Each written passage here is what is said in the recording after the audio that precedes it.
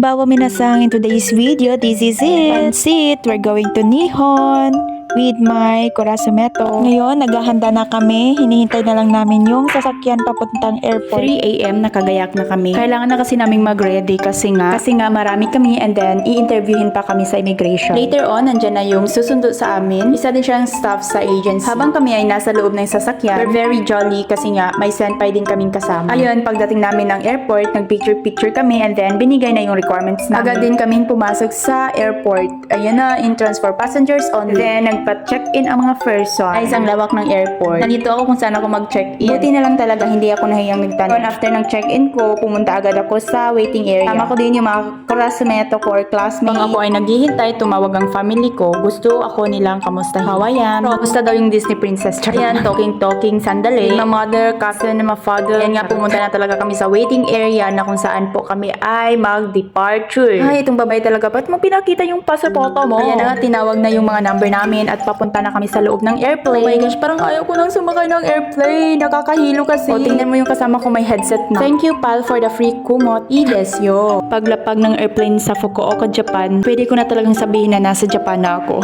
Believe. Kasi nga before, nag-aaral pa ako, hindi ako naniniwala na makapunta ng Japan. Basta samahan mo lang ng paniniwala with a trust kay Lord, nothing is impossible. Share lang kasi guys, hindi ko na videohan yung nasa loob. Marami kasi akong dala, kaya parang wala akong panahon para mag-video doon. Ano bang tawag dyan? Basta marami akong dala, kaya parang walang panahon para mag-videos. Or take a video. Pero ito yung nangyari sa loob ng Fukuoka Airport. And lumabas na kami sa airplane. Syempre. Dumiretso kami sa visitor area. And then may finil out kami doon na nakanihongo yung paper. Syempre hindi naman sa pagmamayabang, may natutunan lang, kaya nasagutan namin yung mga tanong. Kakatuwa lang talaga. After kong mag-fill out, punta ako sa likod ng linyahan. I mean, pilahan pala. Kung saan sila naglalay. Pero parang wala akong confident magtanong, ganyan. Pero alam nyo ba guys, napakaganda sa pakiramdam. Kasi nga, akala namin walang papansin sa amin. Kasi nga, wala kaming confident magtanong. Kaya sinabihin ko yung kasama ko na, halika dito na lang muna tayo, baka may pumansin sa atin. Mga tanga.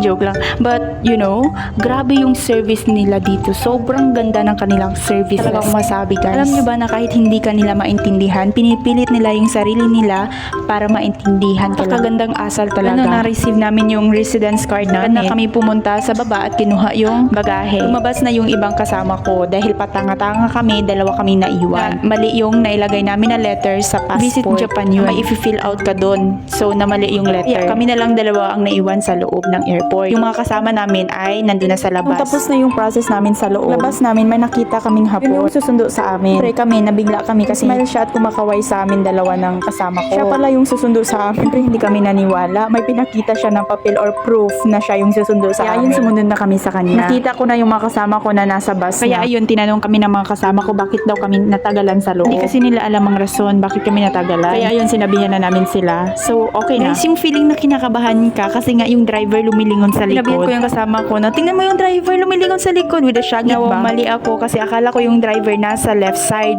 nasa right side pala. Kaya ayun, tinawanan ako ng mga person. Gosh, syempre, kinabahan ako kasi nga lumilingon siya sa likod. Yung driver pala is nasa right side, yung passenger nasa left side. Baliktad po kasi dito, yung driver nasa right side and then yung passenger nasa left side. Siguro ang dami kong matutunan pa dito ay. Thank you for watching, minasan. Bye!